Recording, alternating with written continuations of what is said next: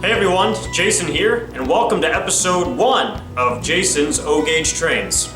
Now I've been posting model train videos on YouTube for over 10 years, so what makes this episode 1? Well, I'm currently in the process of tearing down my old train layout and starting construction on a new layout, which is what you see right behind me.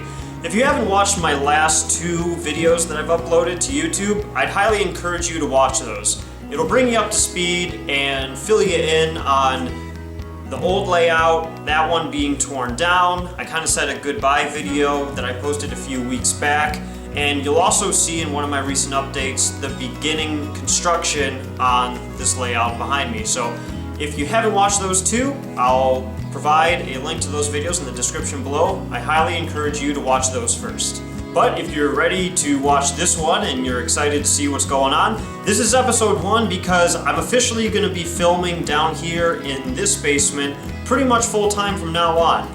I'll include some footage of the old layout as it's being torn down and dismantled, but moving forward, all of my videos are going to be filmed in this basement, and I have enough done with the bench work, and I'm at the point where I'm actually laying track and testing trains that I think I can officially say I'm running trains in this basement, and it just seemed like the right time to finally make it episode 1 of Jason's O-Gauge Trains and this new layout building series. So the first thing we'll do in today's video is I'm going to do a walkthrough of what I've gotten done on this new layout since the last update I provided a little over a month ago. So let's go ahead and jump in and show you all what's been done. So it's kind of hard for me to decide what to show you all first, so I'm just going to start over here because this is where I left off in the last layout update when I showed you all that I had this decking just temporarily tacked in place, and I had just started to cut the section out to begin the ramp to the lower reverse loop. And as you can see, the ramp going down is in place, the track is in place, just temporarily for now. But I'm just going to work from the left side of the room to the right and show you what all has been done. I'm pretty happy with how much I've gotten done. As you can see, looking under the layout, the shelves are in place, the plywood's on top and secured, and the track going down to the lower reverse loop is in place.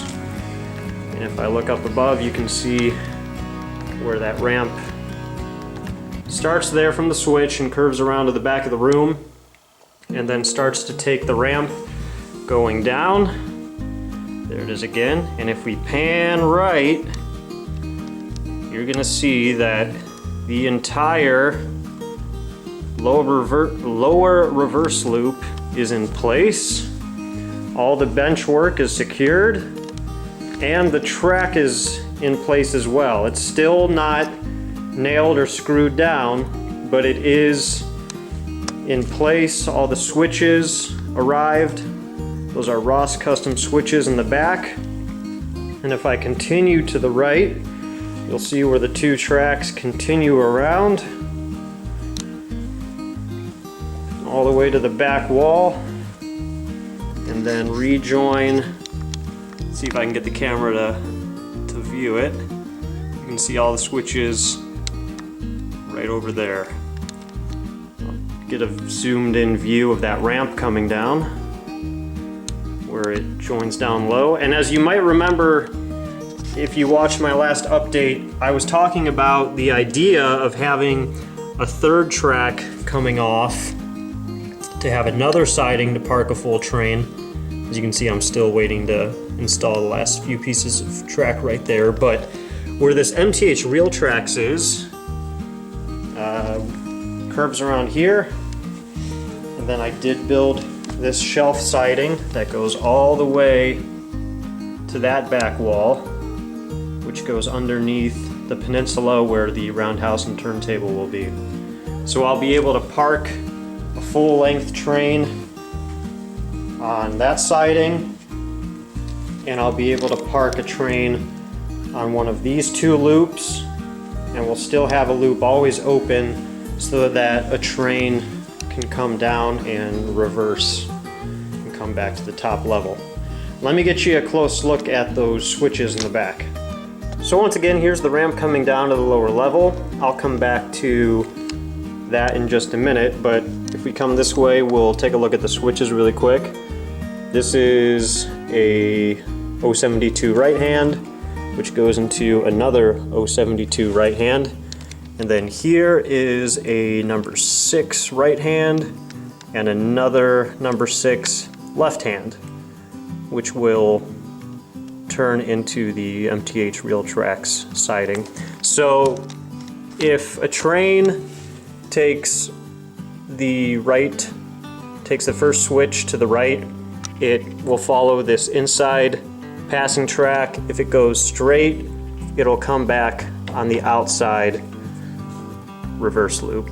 And then again, where you see the MTH Real Tracks on the far left, that's just going to be a siding that dead ends. That's just going to be for storing a train. But I'm really happy with how these raw switches, how they function, and as you can see, they connect to the Atlas track very easily. I can see why people love using these switches with both Atlas and with Gargraves. They're really great switches. I'm only planning on using them for this lower level. I'm still planning to use Atlas switches for the rest of the layout, the areas that are visible. But here's a first look at how this whole switch interchange is going to work for the reverse loop. And this switch I'm going to wire up so that it's non-derailing, so that I don't have to switch it manually. The train can come down, and when it comes back on the opposite track, it'll automatically throw the switch. Now I'm sure some of you are also wondering, why are these two tracks so far apart here? Well, this inside track has this S-curve basically to maximize the length of the inside track. The outside track is just naturally longer because it is the outside track. I needed to be able to fit my entire Triple Crown train, which is 24 road railers plus typically 3 MTH Premier Line diesels. I needed this train to be able to fit on both the outside and the inside reverse loop and not hang over the other tracks, because this train with 3 engines is the standard, I'd say, the max length of trains that I run. All of my unit trains, whether they're tank cars, intermodal, auto racks, you name it, are going to be as long as this road railer train or shorter. So as long as this train fits in the reverse loop, everything else will fit as well. So to maximize the length of space, I had to make this kind of S-curve, which of course brought the two tracks kind of far apart from each other, but it works. And I want to come back to the ramp going down to the bottom. It's about a 3.5% grade. I really would have liked to have done 2.5%. That's usually the kind of safe zone, do 2.5% or less. But for me, I had to get the ramp all the way below these stringers with enough clearance for auto racks and double stacks. So that means we really had to drop quite a lot in the space that we were given. That being said, I've been testing the ramp with these Triple Crown road railers as well as the Lionel scale auto racks.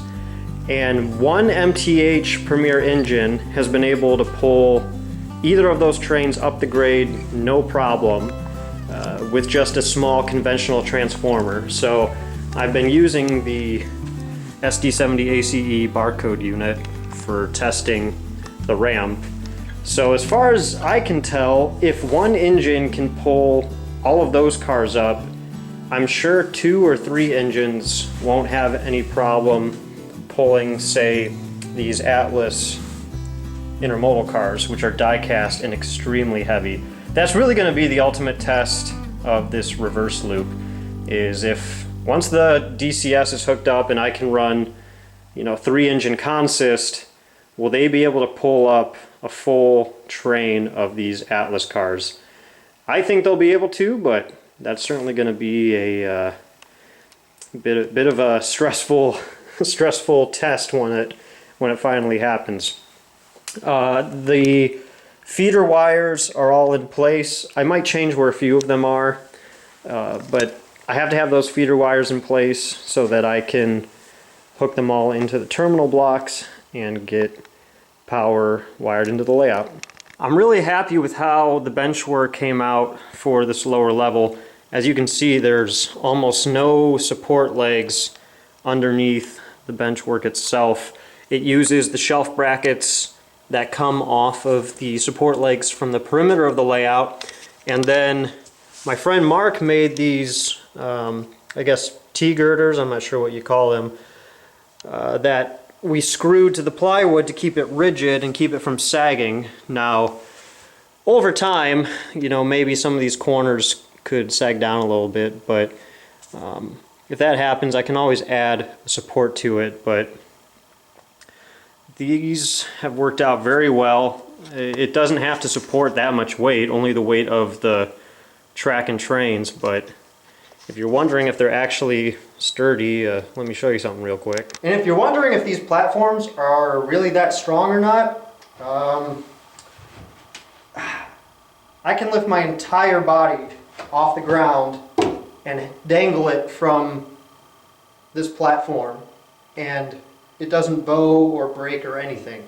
Obviously, I'm not going to do that while I'm building this layout, but that just goes to show you that we did a pretty good job on constructing all of this. I also know someone's going to ask or make the comment about supporting these beams.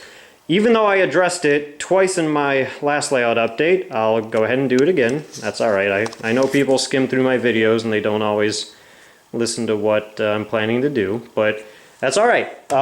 These are very long stringers. They up to 12 feet in these longest spans. So you need to have some kind of support in the middle. So I am going to make a beam that goes down the middle of the layout to support my weight and the weight of the trains and everything else that goes on the layout. So fear not, that's going to happen. I'm not going to do that until the lower reverse loop is all finished, but a center beam will go down the middle and I'll have a very strong layout, especially once the middle level decking goes on.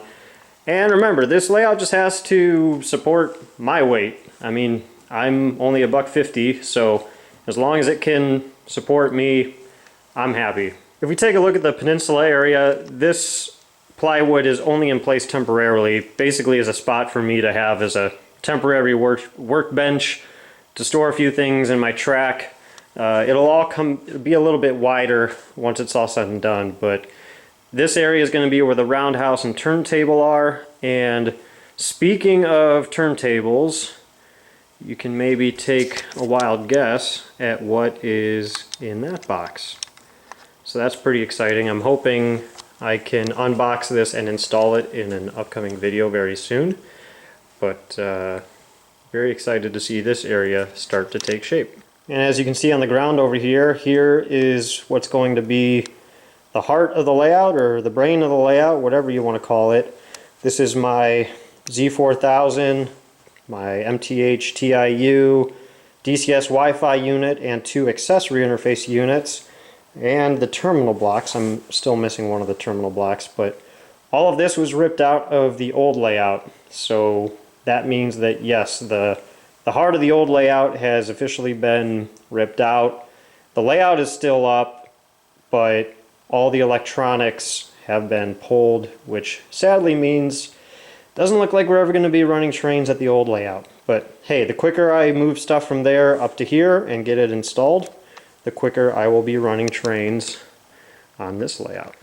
So what's next on the list? Well, I've got my feeder wires all in place.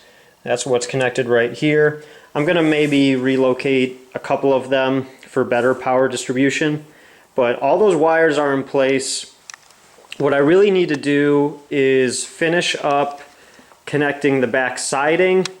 I need to get the switches wired. I need to get this first switch wired for non-derailing. Then I should be able to put down the cork roadbed and nail or screw the track into place. And then I'll be able to hopefully hook it into the DCS and the Z4000 transformer and actually test everything out to make sure it works properly. Once I know the lower reverse loop is working the way I want it, Then I can put in that center support beam, and then I can start decking the whole main table, which will be really fun. And once that's all decked, I can really go to town with laying track for the main table, which also means that I'll have to quickly tear down the track from the old layout. But again, it's kind of exciting when you can tear down the track from the old layout and immediately bring it up here and have it in place and get trains running as quickly as possible.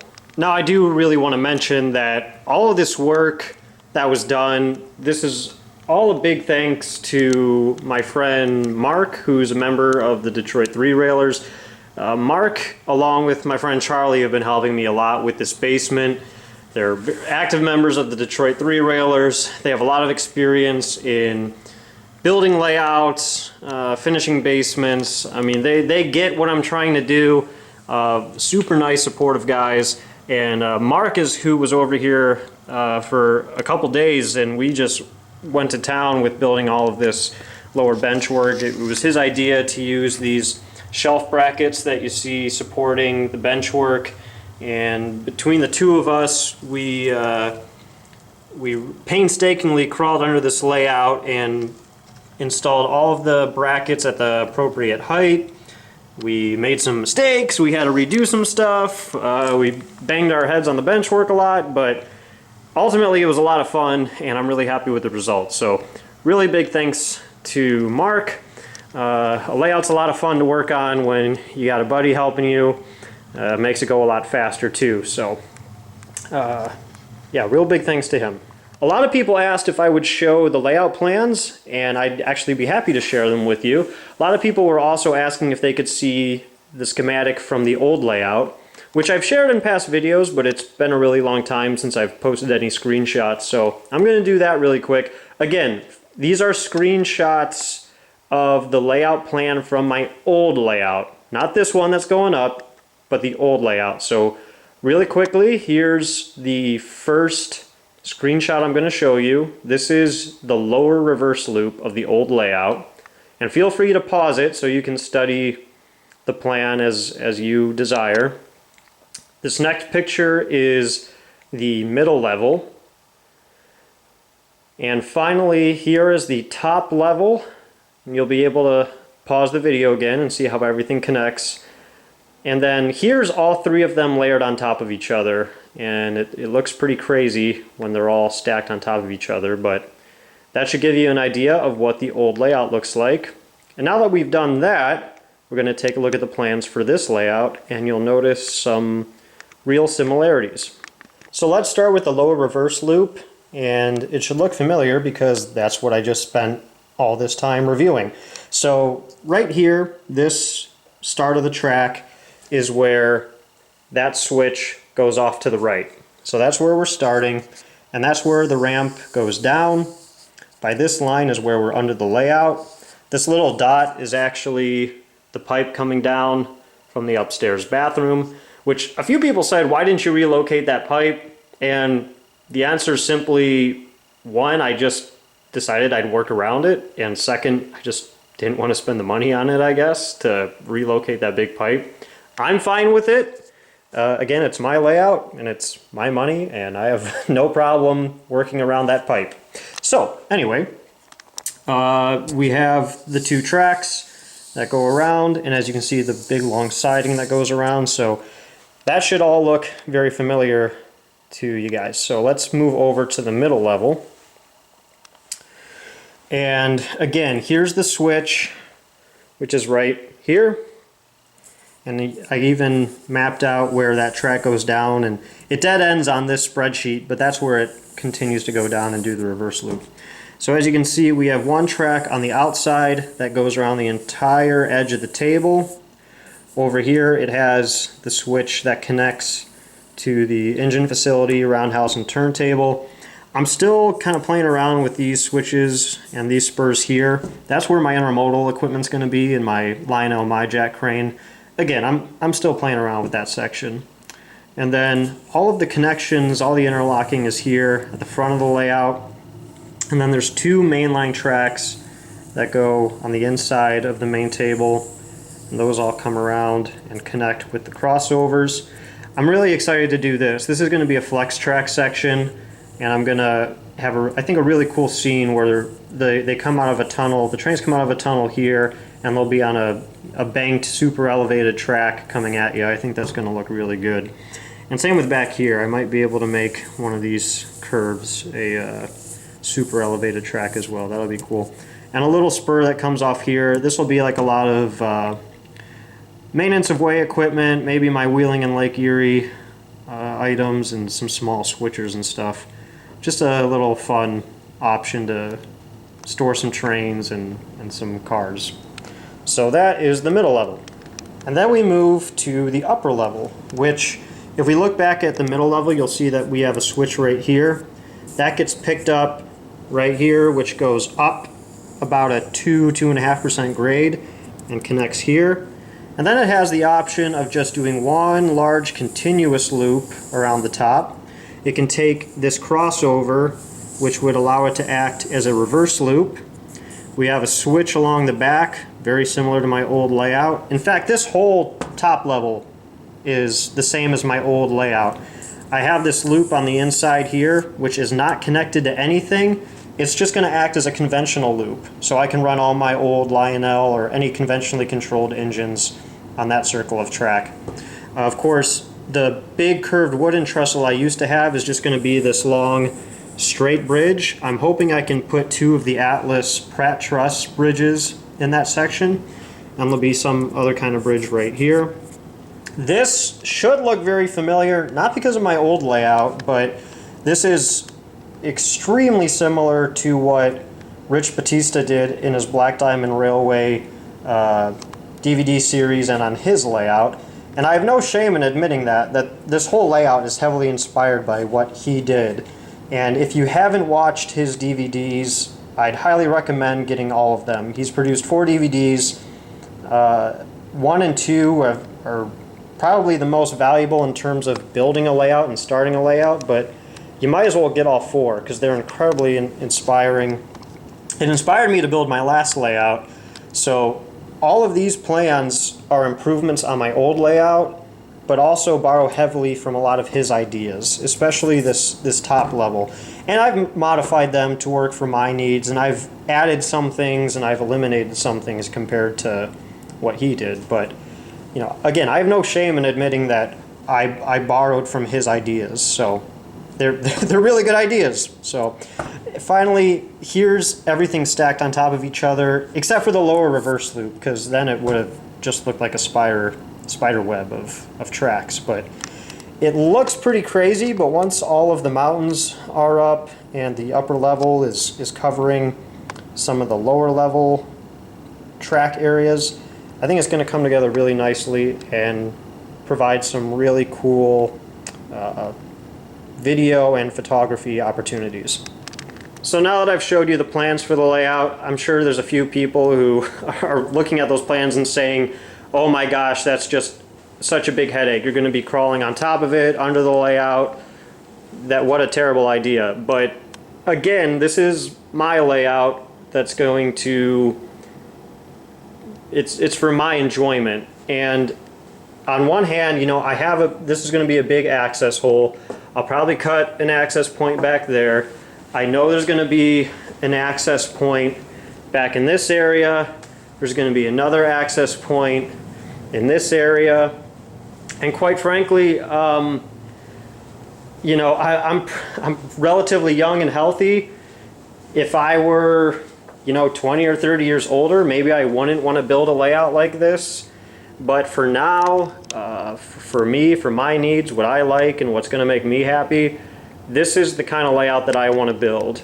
And I don't mind crawling on top of it or under it, or you know, having to get to hard to reach places.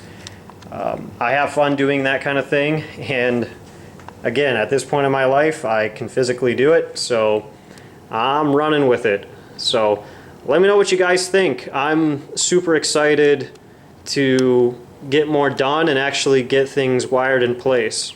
So I hope you all enjoyed seeing the updates on this layout. As you can see, I've gotten quite a lot done since the last update, and it certainly helps to have a couple of good friends nearby who can lend a hand, and really helps make the really tricky parts of building a lower reverse loop go that much quicker. So big thanks to them. And what I'm going to do next is show just a quick clip of the old layout and walk you through what's been torn down so far. Okay, I don't want to dwell too much on the teardown of this layout because I've already kind of said my goodbye to it, but I know people are going to want to see me taking things apart. So really quick, I took the curtain down and I pretty much ripped the brains out of the layout. The Z4000's gone, the TIU, both AIUs, and the DCS Wi-Fi unit have all been torn out. So truly, the brains are ripped out of the layout. My next layout, my wiring is not going to look like this. And I would encourage all of you to not have wiring that looks like this. I did this when I was a kid. I didn't really know what I was doing. I made it work, and thankfully I never had too many problems, but that's just gives me nightmares looking at it. So, moving on. If we come down here, you'll see where I tore out the panel that covered the lower level, and I started tearing up some track. I needed to get one of the transition pieces out of there, as well as a few curves with the MTH reel tracks. I had to take the shelf down temporarily to rip all that out, and then I just put it back up for now. Hopefully I can maybe reuse this shelf.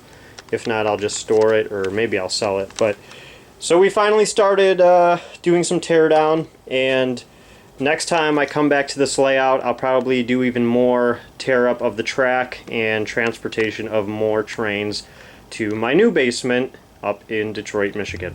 So I hope you all enjoyed seeing the old layout real quick. I'm not going to be dwelling on that old layout too much. I'm really only going to show you the highlights of it being torn down.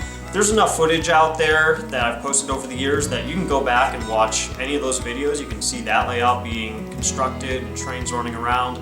I mean, there's hours and hours of content on my channel for you to see that. So I'll only show that layout from time to time as it comes down, but I really want to focus on this new layout because I'm moving quickly and getting closer and closer to having trains running all the time, and that's got me pretty excited. And speaking of being excited, I'm really excited for my next video because as I'm filming this and as it's being published, there's already more that I've gotten done on the layout behind me that I haven't gotten to show you. So after this update, I'm hoping to have another one posted in a few weeks to show you even more completed down here. So I'm moving at a pretty good pace, and once this bench work is all done, I can really start to lay track and wire things in and actually have DCS hooked up and wired and be testing trains like they're going to run full time on the layout. So look for another update coming very soon. Now I am pleased to say that I'm going to be leaving you with footage of the trains running. Now you're going to have to cut me some slack because it's really just going to be footage of me testing the trains, going around the lower reverse loop, coming out of the siding and traveling up and down the grade from the middle level to the lower level. But I think that's a pretty exciting part of the layout building process. So even though it's just testing and it's not going to look very prototypical, there's no scenery or anything, it's important to do this, and I think it's fun to document it because this is me testing the trains for the first time, making sure that the connections are good, that the track work is good, and that the trains can physically pull the trains up and down the grade and around the lower reverse loop. So I think you're going to enjoy that footage, and I'm going to do, please ask your questions in the comments below. I always do my best to answer them.